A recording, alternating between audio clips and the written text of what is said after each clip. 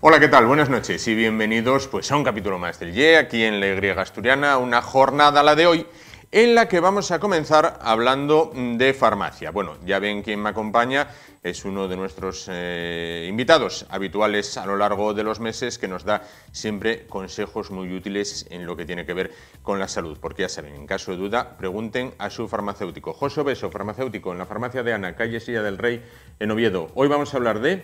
Hoy vamos a hablar de dependencia, de pacientes dependientes y de sus cuidadores. Pues vamos a hablar de dependencia, pacientes dependientes y sus cuidadores en tan solo unos segundos, después de la cabecera con la que ya empieza el programa.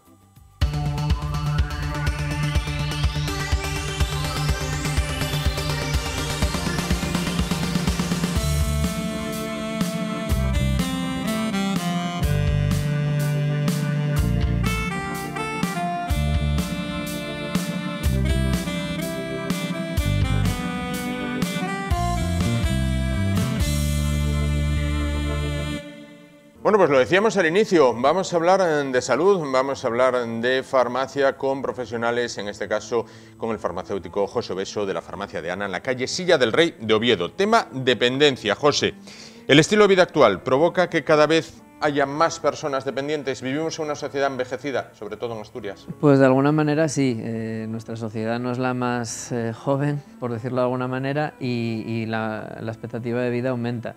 La expectativa de vida aumenta, no significa que la calidad de vida vaya en el mismo sentido. Muchas veces la gente mayor no se encuentra todo lo protegida que debiera, más incluso porque la estructura familiar ya no es como antes. De alguna manera antes el núcleo era mucho más cerrado y estaban, pues eso, tenían apoyos en ciertos momentos que son necesarios. Ahora no siempre es así, por lo tanto es necesario buscar una situación de estabilidad tanto para el dependiente, para el cuidador, de forma que no repercute incluso sobre el sistema sanitario, generando más problemas y en definitiva más gasto. Como hacer más grande la bola de nieve, ¿no? En este caso. Bueno, ¿qué objetivo real se puede perseguir en una situación de dependencia? El real, no el quimérico en este caso. Pues lo real, hombre, depende mucho del grado de autonomía del paciente, pero por decirlo de alguna manera, lo único que se puede llegar a buscar es mejorar la calidad de vida de esta persona durante esta situación. Mejorar también la calidad de vida del paciente, del cuidador, sí, perdón, sí. Que es muy importante y bueno, en algunos casos sí que puedes llegar a mejorar la situación, no solo evitar que avance el proceso, ralentizarlo, sino llegar a un punto de mejora, pero bueno, pronto va a volver a la situación inicial. Entiendo que es un binomio, paciente-cuidador, donde el cuidador, bueno, pues tiene también su importancia. ¿Por qué? Es muy importante porque evidentemente no es una situación cómoda para el paciente, es una situación dura. Lo mismo es para el cuidador, la situación no es agradable. Si esa persona que está al cargo de otra persona es un familiar, la situación tiene un componente emocional importante y debe lidiar con ello. Además, añadimos que el cuidador no siempre, en el caso de un familiar más aún, está preparado para proporcionar los apoyos necesarios, para tener las soluciones necesarias, con lo cual muchas veces las tareas que deben realizarse de una manera las realiza de una forma que pone en riesgo su salud y la del paciente. Y además, bueno, tiene un componente de estrés importante, debe tener claro su perspectiva de vida, tener mecanismos de escapes que faciliten el seguir con su vida, no tener una situación que poco a poco vaya empeorando. Claro, no estar constantemente ligado, digamos, ¿no? Exacto.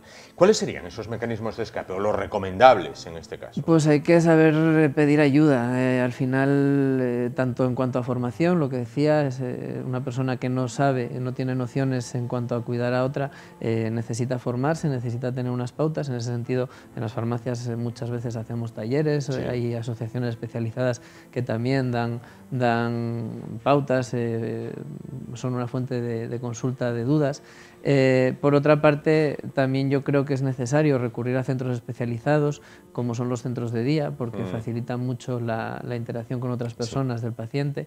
Y también en el sentido de continuar con tu vida, saber que la situación cambia, por supuesto, la vida del cuidador tiene que organizarse de otra manera, pero tener una persona con la que turnarse de forma que tengas unos momentos de esparcimiento, de continuar con lo que seguías haciendo antes, es muy necesario. necesario. Sin duda, tener una válvula de escape, vamos, en una palabra, ¿no? Bueno, hemos hablado del cuidador, vamos a hablar del paciente. ¿Cuáles son los principales aspectos a tener en cuenta en este tipo de pacientes? Pues también depende, lo que decíamos antes, del grado de autonomía. No se puede tener la misma perspectiva ni buscar las mismas soluciones en un paciente que realmente es autónomo, pero sí necesita cierta tutela, que en otro que no se puede mover. En este sentido, considero que son importantes tanto la alimentación como la gestión de los tratamientos farmacológicos, van muy ligados. Por poner un ejemplo, un matrimonio que no esté en plenas facultades, pero que sí que continúen viviendo solos, que necesiten cierto apoyo, a lo mejor simplemente necesitan una tutela en cuanto a la preparación de esa medicación y ciertas recomendaciones en cuanto a su alimentación.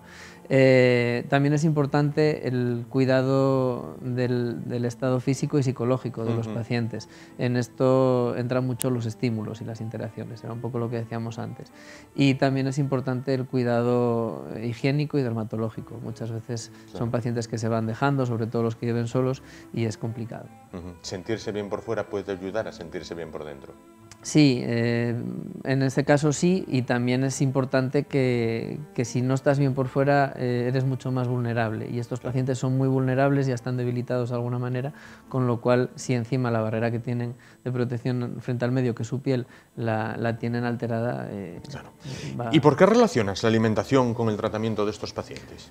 Bueno, van muy ligados. Muchas veces yo soy de los que cree que la mayoría de las enfermedades con una correcta nutrición no tendrían lugar, se solucionarían.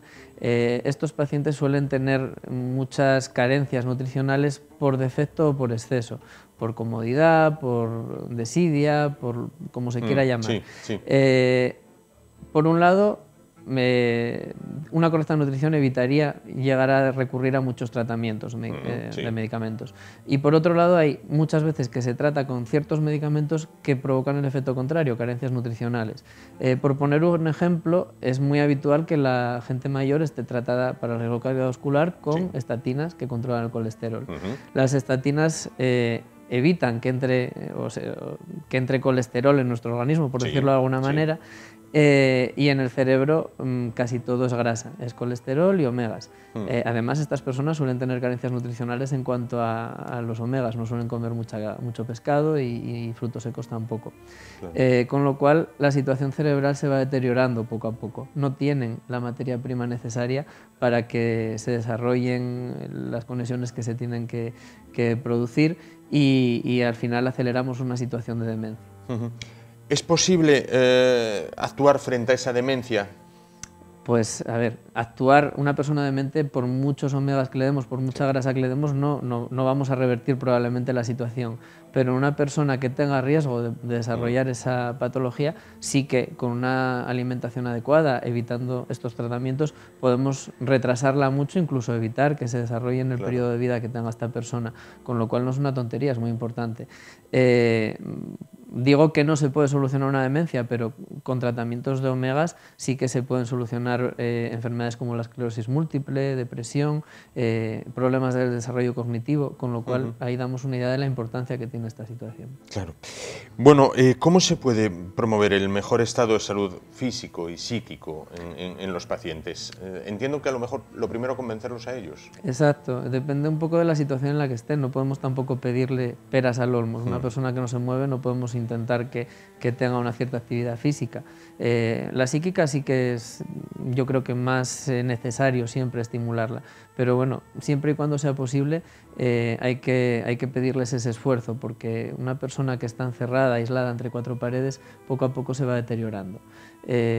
Si conseguimos, lo que decíamos antes, recurrir a centros como los centros de día o bueno, residencias, no quiero decir que haya que internar a las personas, ni mucho menos, porque no siempre es la solución idónea, y bueno, pero los centros de día son una solución muy recurrente y da muy buen resultado, porque el cuidador se libera y esta persona interacciona con iguales, que es la mejor manera de estimular esos sentidos, esas actitudes que ya tiene y que no se vayan olvidando. Claro. Al interactuar con iguales, puede, bueno, pues reengancharse, ¿no? Digamos, es como un estímulo. Exacto, sobre todo mejorar el estado de ánimo, no se ve apartado. Claro. Ve que está en un grupo, sobre todo cuando tienen ese pequeño grado de autonomía, de que pueden hablar, reírse, les cambia muchísimo el carácter. Hombre, hay de todo, no es bueno generalizar, pero en general sí que da muy buen resultado porque el paciente de alguna manera se vuelve a integrar en un grupo. Y al final somos individuos que necesitan una sociedad. Somos sociedades grupales en este caso, ¿no? Bueno, muchas personas dependientes, sobre todo personas ancianas, se quejan de la falta de sueño. Es que no dormí nada en toda la noche, es que ya puse la radio a las 3 de la mañana y hasta que me levanté, es que oí sonar las 3, las 4, las 5... Bueno, ¿cómo se puede gestionar el sueño y es tan importante que duerman las horas necesarias? Es importante para ellos y para una persona joven. En las horas de sueño se producen muchísimos sistemas de reparación del organismo que son necesarios, que si no se dan, al final estamos generando una situación de estrés que va a llevar a empeorar cualquier patología o cualquier situación en la que nos encontremos. En los casos de las personas mayores, dependientes, pero en concreto de las mayores, van perdiendo la capacidad de sintetizar melatonina, que es el producto, por decirlo de alguna manera, que nos hace el clic para decirnos vete a dormir. Claro. Pierden esa capacidad de síntesis y además su dieta es muy pobre en carnes y en pescados, que es la materia prima para sintetizar este producto. Con lo cual no tienen un ritmo circadiano real. Duermen a ratos, muchas veces los vemos que están durmiendo durante el día, periodos cortos, y eso no es un sueño reparador. El problema es que lo estamos tratando con ansiolíticos y no siempre es el mejor tratamiento, porque los ansiolíticos, los psicotropos, generan una tolerancia, una adaptación, cada vez vas necesitando más dosis. Eso por un lado. Y por otro, bueno, llega un momento en que la dosis no se puede aumentar, está claro. Y por otro, muchas veces el efecto que tienen no es un efecto real, sí que te permiten dormir, sí que permiten a esta persona que esté en un estado más o menos de somnolencia, pero ese sueño no es reparador. Y lo que decía al principio es que el sueño tiene unas funciones. Si esas funciones no se dan, si el sueño es agitado, si es estresado, no va a haber... el efecto va a ser igual que si no duermen. Claro. Para que la gente nos entienda, el dormir sería como recargar la pila. Exacto. Entonces muchas veces yo pienso que tratamientos con melatonina serían mucho más eficaces que con estos ansiolíticos. Necesitamos tener el estado más fisiológico posible. Claro. Bueno, hablabas antes del tema dermatológico, ¿vale? Las carencias nutricionales pueden ser causantes de problemas dermatológicos. Sí, hablábamos antes de los omegas. En cuanto a la función cerebral, pues también los omegas tienen su funcionalidad en cuanto a la piel. No es solo hidratar con agua o con cremas hidratantes con componente acuoso, sino que muchas veces se necesita esa parte de grasas que permitan que esa barrera cutánea se regenere. Si a esto añadimos que muchas personas dependientes no se mueven y pueden generar heridas o úlceras de presión, que muchas están con pañales para la incontinencia y puede haber maceración en algunas zonas de su cuerpo porque no se airean, etc., pues estamos fomentando la aparición de heridas que por un lado van a empeorar la calidad de vida de esta persona porque no va a estar confortable y por otro lado son una fuente de aparición de infecciones que en muchos casos para ellos son determinantes. Claro. La incontinencia, visto desde fuera, quizás sea uno de los principales problemas, no solo físicos, sino también psicológicos. Desde fuera yo pienso que sí, que lo podemos ver como uno de los principales, pero desde dentro pienso que lo normalizan muy bien los cuidadores y los pacientes. Al final les entra una rutina, ellos asumen una situación y bueno, no le dan más importancia de la que tiene, y el cuidador pues en general tampoco lo asumen muy bien. El mayor problema en cuanto a la incontinencia es elegir el producto que es necesario para una persona. Hay mucha oferta y no siempre el que lo recomienda es un profesional experto en el tema. Por poner un ejemplo, hace un par de años se pusieron de moda los pañales tipo slip, es como un calzoncillo.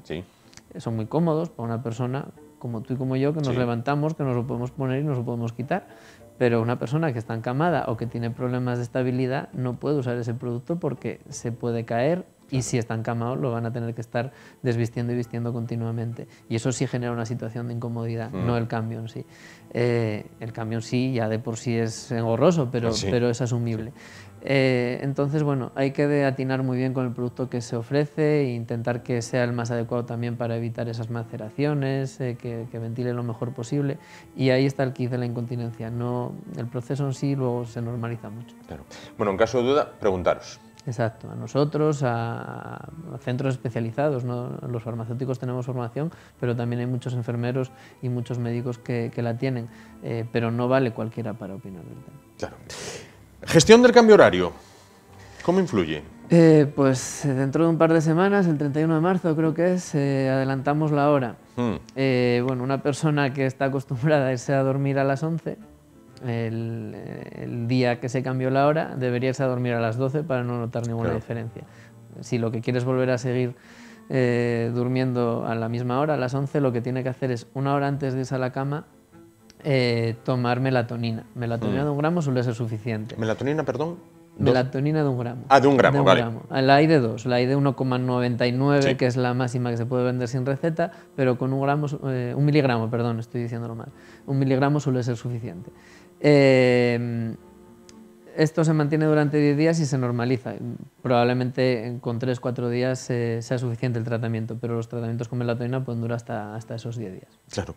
Bueno, como conclusión, como cierre para el tema de las personas dependientes y también de los cuidadores, quedarse con 2 ideas. Las personas dependientes necesitan los cuidados, pero el cuidador también es parte importante y tiene que tener lo que llamabas mecanismos de escape, ¿no? Exacto. Yo en esta charla que tuvimos lo que sí le quiero dar importancia es a eso, ¿no? Muchas veces nos olvidamos de esa tercera persona que está metida ahí pendiente de alguien y es muy duro, es muy duro. Yo, bueno, ahora en casa lo tengo además y quizás es la situación más complicada porque se empeora la calidad de vida del paciente y la del cuidador. Es una pescadilla que se muerde la cola al final.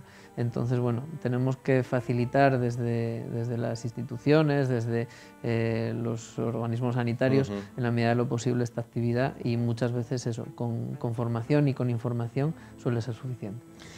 Pues con esa idea nos quedamos. José Obeso, farmacéutico en la farmacia de Ana, en la calle Silla del Rey de Oviedo. Muchísimas gracias por estar con nosotros esta noche y darnos estas claves para afrontar el tema de la dependencia, desde una perspectiva real, no desde una perspectiva quimérica, que vemos muchas veces incluso reflejadas hasta en libros blancos de la dependencia y demás. Muchísimas gracias. Nos vamos muy rápido a publicidad. Volvemos. ¿Para qué? Para continuar el programa de esta noche. Hasta ahora.